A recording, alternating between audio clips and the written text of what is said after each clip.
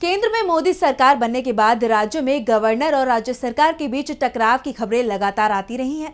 ये टकराव उन्हीं राज्यों में दिखाई दे रहा है जहां सरकार गैर एनडीए दलों की है, चाहे पश्चिम बंगाल हो या फिर केरल, पंजाब हो या कर्नाटक या फिर तमिलनाडु।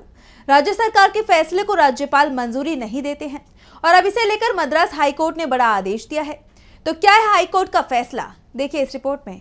मद्रास हाईकोर्ट ने राज्यपाल को सख्त आदेश दिया है। कोर्ट ने कहा है कि राज्यपाल को कैबिनेट का आदेश ठुकराने का कोई नैतिक अधिकार नहीं है। वो राज्य कैबिनेट के फैसलों को मानने के लिए बाध्य है। वो कैबिनेट के फैसले बदल नहीं सकते।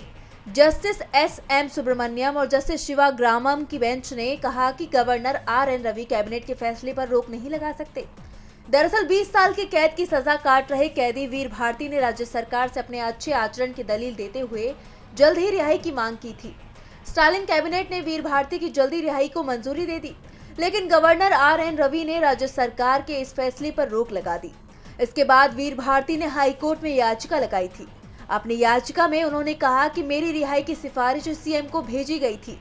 कैबिनेट की मंजूरी के बाद मामले को राज्यपाल के पास भेजा गया था, लेकिन उन्होंने रिहाई से इनकार कर दिया, जिस पर सुनवाई करते हुए हाई कोर्ट ने सख्त टिप्पणी करते हुए कहा कि गवर्नर आर.एन. रवि का इस मामले में कोई व्यक्तिगत नैतिक अधिकार नहीं होना चाहिए। वैसे तमिलनाडु के गवर्नर और राज्य सरकार के बीच टकराव नया नहीं है।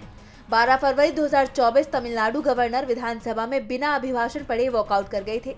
9 जनवरी 2023 को उन्होंने सरकार के भाषण के कई अंश पढ़ने से इनकार कर दिया था। इसके अलावा कई विधेयकों को भी लंबे वक्त तक गवर्नर ने मंजूरी नहीं दी थी, लेकिन अब हाईकोर्ट ने साफ कह दिया है कि गवर्नर को कैबिनेट के फैसले को मानना ही होगा। डीबी लाइव की रिपोर्ट।